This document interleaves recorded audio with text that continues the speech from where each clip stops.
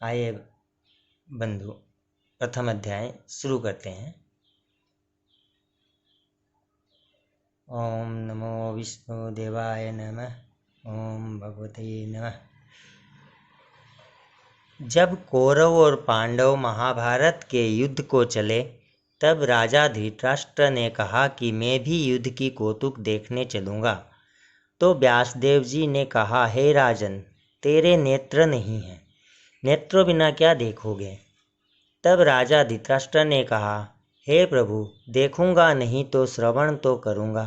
तब व्यासदेव जी ने कहा, हे राजन, तेरा जो सारथी है वह मेरा शिष्य है। जो कुछ महाभारत के युद्ध की लीला कुरुक्षेत्र में होगी, संजय तुझको यहाँ बैठे ही श्रवण करावेगा।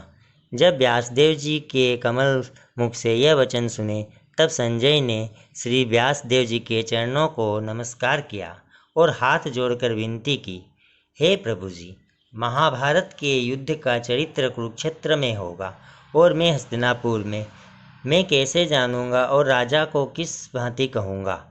जब इस प्रकार संजय ने व्यासदेव जी के आगे विनती करी, तो श्री व्यासदेव जी ने प्रसन्न होकर संजय से कहा कि हे संजय, मेरी कृपा से तुझे यहाँ ही सब कुछ दिखाई देगा और बुद्धि के नेत्रों से सूझेगा।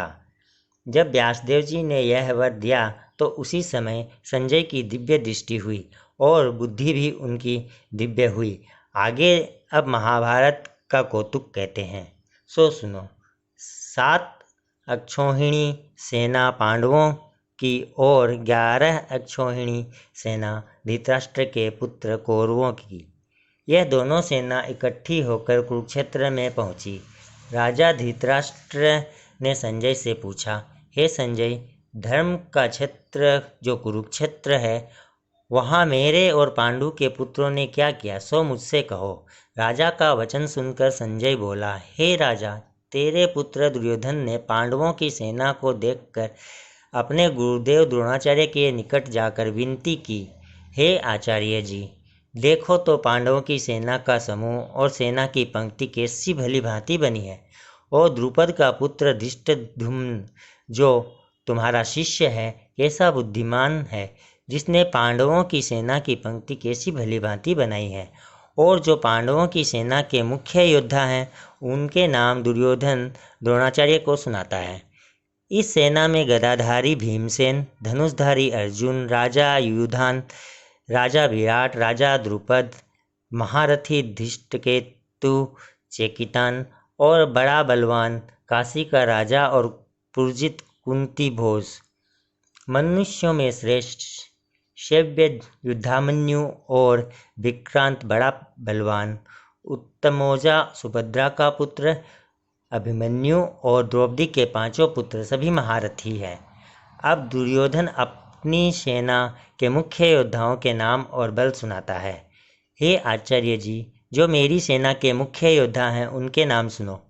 प्रथम तो आप और भीष्म जी, कर्ण, कृपाचार्य जी, समितिजय, अश्वत्थामा, विकर्ण और भूरिश्रवा, जयद्रथ आदि इनसे लेकर और भी योद्धा हैं, जिन्होंने मेरे निमित्त अपना जीवन त्याग दिया है और जो अनेक प्रकार के शस्त्र धारण करने वाले हैं, युद्ध करने में चतुर हैं। हमारी 11 अक्षौहिणी सेना है और पांडवों की सेना 7 अक्षौहिणी है।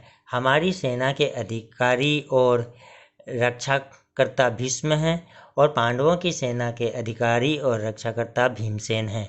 अब दुर्योधन अपनी सेना से कहने लगे, जितने तुम हमारी सेना के लोग हो, सो सभी भीष्म की रक्षा करने हारे हो, और जितने शस्त्र आने के मार्ग हैं, उन सब मार्गों से भीष्म की रक्षा करो।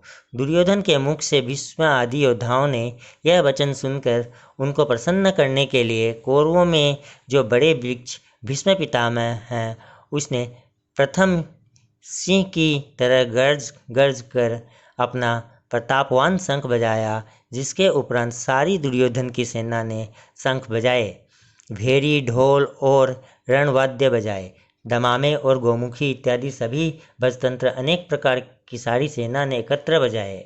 उन बजतंत्रों का बड़ा भयंकर शब्द हुआ।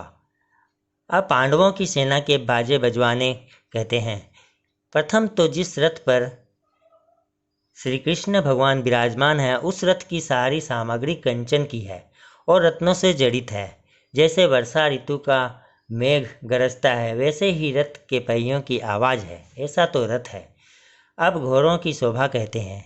जैसे गौ का दूध होता है तैसा उन घोड़ों का सुंदर रंग है, और जैसे कार्तिक का फूला हुआ कमल होता है ऐसा सुंदर घोड़ों का मुख है, और बहुत सुंदर गर्दन है, जिनकी सुंदर है कान, जिनके सुंदर है पूंछ, जिनकी स्वर्ण के घुंघरों की जेलरेव है, और चरण में स्वर्ण के नुपुर पड़े हैं।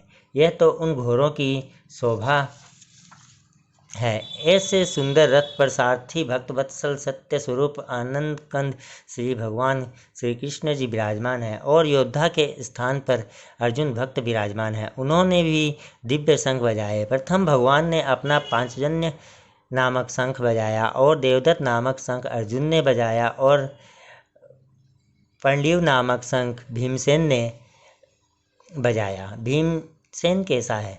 जिसका उदर बड़ा है और कमर भी बड़ी है। अनंत विजय नामक शंख कुंती पुत्र राजा युधिष्ठिर ने बजाया, और संघोष नामक शंख नकुल ने बजाया। मणिपुष्प नामक शंख सहदेव ने बजाया। बड़े धनुष के धारण करने वाले काशी के राजा ने भी अपना शंख बजाया। महारथी शिखंडी ने, धृष्टद्युम्न ने, और राजा विराट ने भी अपना शंख बजाया।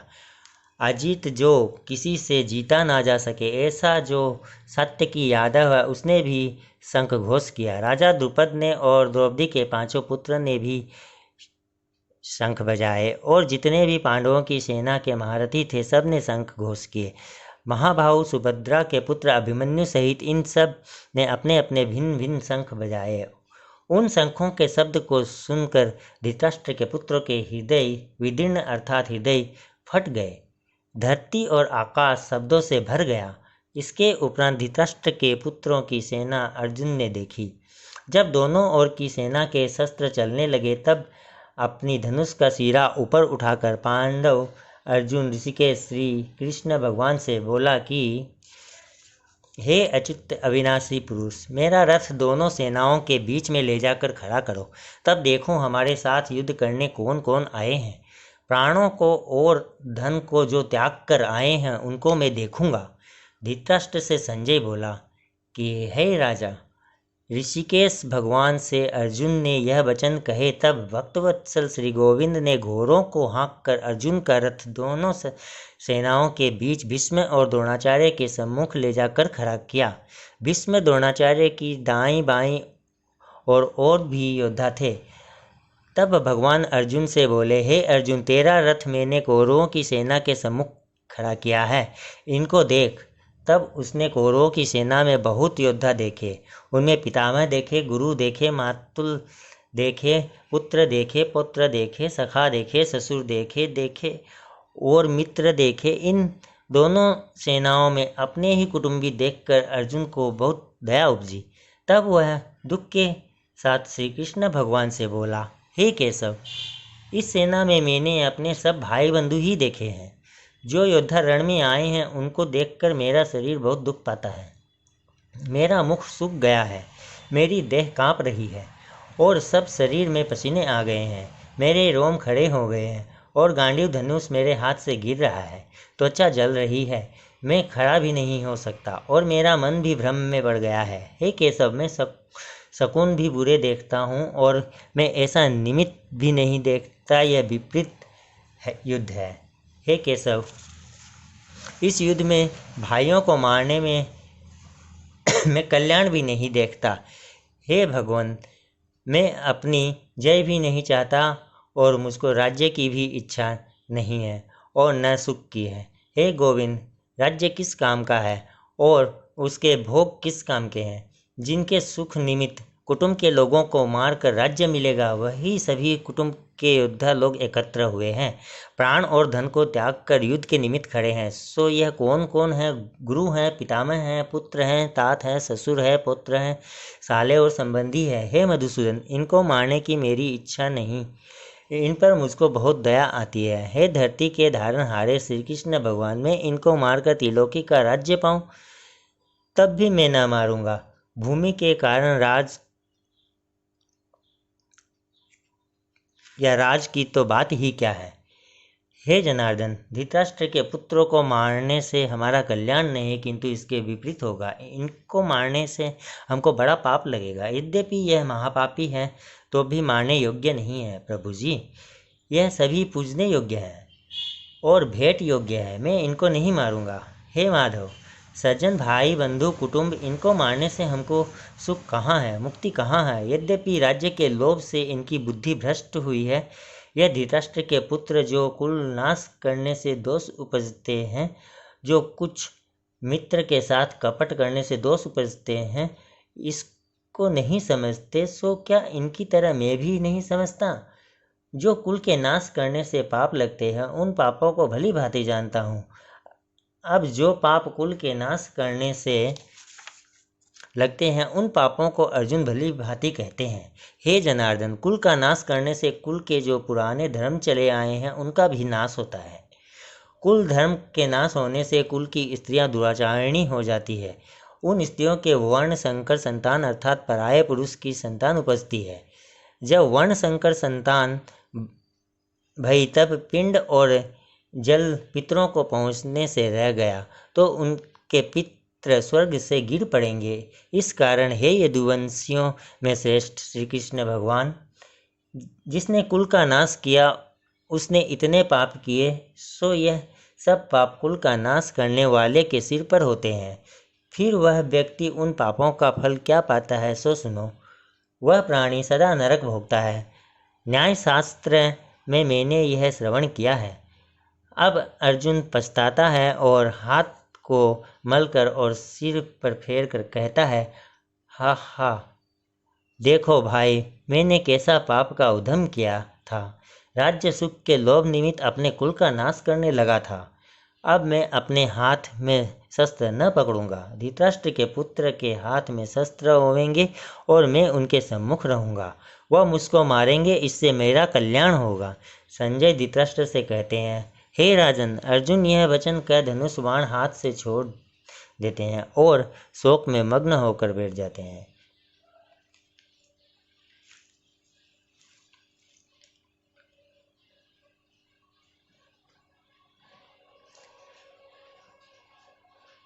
प्रथम अध्याय समाप्त। अब हम प्रथम अध्याय का महात्म्य समझते हैं। पार्वती ने पूछा, हे महादेव जी, आप अपने मन में किस ज्ञान से पवित्र हुए हो? किस ज्ञान के बल से आपको संसार के लोग शिव कह पूजते हैं और आपके कर्म ये दिखाई देते हैं? मृग छाल ओढ़े, अंगों में शमशान की विभूति लगाए, गले में सर्प और मुंडों की माला पहन रहे हो। इनमें तो कोई कर्म पवित्र नहीं, सो आप मुझे वह ज्ञान सुनाओ जिससे आप पवित्र हो। तब महादेव ने उत्तर दिया।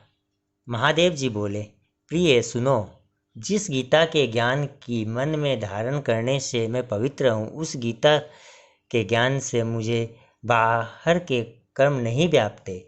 तब पार्वती ने कहा, हे भगवान, जिस गीता ज्ञान की आप स्तुति करते हैं, उस ज्ञान के सुनने से कोई कृतार्थ भी हुआ है? तब श्री महादेव ने उत्तर दिया, इस ज्ञान को सुनकर बहुत जीव कृतार्थ हुए हैं और आगे भी होंगे। मैं एक पुरानी कथा सुनाता हूँ, तुम सुनो। एक समय पाताल लोक में शेष नाग की सैया पर श्री नारायण जी नेत्र बंद कर अपने आनंद में मग्न थे। उस समय भगवान के चरण दबाते हुए लक्ष्मी जी ने पूछा, हे प्रभु, निंद्रा और आलस्य उन पुरुषों को व्याप्त है जो तामसी हैं, फिर आप तो तीनों गुणों से परे हो, श्री नारायण एवं वासुदेव हो। आप नेत्र जो बंद किए हो, यह मुझको बड़ा आश्चर्य है। श्री नारायण जी बोले, हे लक्ष्मी, मुझको निद्रा आलस्य नहीं व्यापता। एक शब्द रूपी जो भगवत गीता है, उसमें जो ज्ञान है, उसके आनंद में मग्न रहता हूँ। जैसे 24 अवतार मेरे आधार रूप हैं, वैसे ही यह गीता शब्द रूपी अवतार है। इसके 5 अध्याय मेरा मुख है, 5 अध्याय मेरी भुजा है, 5 अध्याय मेरा हृदय और मन है, 16वां अध्याय मेरा उदर है, 17वां अध्याय मेरी जांघें हैं और 18वां अध्याय मेरे चरण हैं, और जितने श्लोक हैं सो मेरी नाड़ियाँ हैं और जो अक्षर हैं सो मेरे रोम है। ऐसा जो मेरा शब्द रूपी गीता ज्ञान है, उसके अर्थ को मैं हृदय में विचारता हूँ और बहुत आनंद पाता हूँ। तब लक्ष्मी जी कहने लगी, हे नारायण, जब श्री गीता जी का ऐसा ज्ञान है तो उसको सुनकर कोई जीव कृतार्थ भी हुआ है। तब श्री नारायण जी ने कहा, हे लक्ष्मी, गीता ज्ञान को सुनकर बहुत जीव कृतार्थ हुए हैं, सो तू सुन। शूद्र वर्ण एक प्राणी था जो चांडालों जैसे कर्म करता था और तेल लवण का व्यापार करता था। उसने एक बकरी पाली। एक दिन वह बकरी चराने को वन में गया और वृक्षों के पत्ते तोड़ने लगा। वहाँ सांप ने उसे डस लिया। तुरंत ही वह मर गया। मरकर उस प्राणी ने बहुत से नरक भोगे और फिर बैल की योनि पाई। उस बैल को एक भिक्षुक ने मोल लिया। भिखारी उस बैल पर चढ़कर सारे दिन मांगता फिरता। जो कुछ भिक्षा मांग कर लाता वह अपने कुटुंब के साथ मिलकर खाता। वह बैल सारी रात द्वार पर बंधा रहता। उसके खाने पीने की भी खबर कोई नहीं लेता था। कुछ थोड़ा सा भूसा उसके आगे डाल दिया जाता था। इस प्रकार कई दिन बीते। वह बैल भूख का मारा गिर पड़ा, मरने लगा, पर उसके प्राण नहीं छूटते थे। तब नगर के लोग देखते, कोई तीर्थ का फल देते, कोई व्रत का फल देते, पर उस बैल के प्राण नहीं छूटे। एक दिन एक गणिका आई। उसने लोगों से पूछा, यह भीड़ कैसी है? तो उन्होंने कहा, प्राण इसके छूटते नहीं, अनेक पुण्यों का फल दे रहे हैं तो भी इसकी मुक्ति नहीं होती। तब गणिका ने कहा, मैंने जो कर्म किया उसका फल मैंने इस बैल के निमित्त दिया। इतना कहते ही उस बैल की मुक्ति हो गई। उस बैल ने ब्राह्मण के घर जन्म लिया। पिता ने उसका नाम सुशर्मा रखा। बड़ा होने पर पिता ने उसको पढ़ाया। उसको पिछले जन्म की सुध रही। उसने एक दिन मन में सोचा कि जिस गणिका ने मुझे बैल की योनि से छुड़ाया था, तिसके दर्शन करूं। विप्र चलता चलता गणिका के घर गया और कहा, तू मुझे पहचानती है? गणिका ने कहा, मैं नहीं जानती तू कौन है, क्योंकि तू विप्र में वेश्या। तब विप्र ने कहा, मैं वही बैल हूँ जिसको तूने अपना पुण्य दिया था, तब मेरी मुक्ति हुई। अब मैंने विप्र के घर जन्म लिया है, तू अपना पुण्य बता। वेश्या ने कहा, मैंने अपनी याद में कोई पुण्य नहीं किया, पर मेरे घर में एक तोता है, वह सवेरे कुछ पढ़ता है, उसके वाक्य सुनती हूँ, उसी पुण्य का फल मैंने तेरे निमित्त दिया था। तब उस विप्र ने तोते से पूछा कि तू सवेरे क्या पढ़ता है? तोते ने कहा, मैं पिछले जन्म में विप्र का पुत्र था। पिता ने मुझे गीता के पहले अध्याय का पाठ पढ़ाया था। एक दिन मैंने कहा, मुझको गुरु ने क्या पढ़ाया है? तब गुरुजी ने मुझे शाप दिया कि तू तोता हो जा। तब मैं तोता बना। एक फंदक पकड़ ले गया। एक विप्र ने मुझे मोल लिया। वह विप्र भी अपने पुत्र को गीता का पाठ पढ़ाता था। तब मैंने भी वह पाठ सीख लिया। एक दिन ब्राह्मण के घर चोर आए। कुछ धन प्राप्त न हुआ तो मेरा पिंजरा उठा ले गए। उन चोरों की यह गणिका मित्र थी। मुझे इसके पास ले आए। सो मैं नित्य गीता जी के पहले अध्याय का पाठ करता हूँ। यह सुनती है। जो मैं पढ़ता हूँ इस गणिका की समझ में नहीं आता। वही पुण्य तेरे निमित्त दिया था। सो श्री गीता जी के पहले अध्याय के पाठ का फल है। तब विप्र ने कहा, हे तोते, तू भी विप्र है, मेरे आशीर्वाद से तेरा कल्याण हो। सो हे लक्ष्मी। इतना कहने से तोते की मुक्ति हुई। उस गणिका ने भले कर्म ग्रहण किए, नित्य प्रति स्नान कर गीता के प्रथम अध्याय का पाठ करती। इस तरह भले विप्र, क्षत्रिय, वैश्य, अतीत उस वेश्या की पूजा करने लगे और विप्र अपने घर को गया। श्री नारायण जी ने कहा, हे लक्ष्मी, जो कोई भी गीता का पाठ करे या श्रवण करे तिसको भी मुक्ति मिलेगी। यह पहले अध्याय का महात्म्य है, मैंने तुमसे कहा है।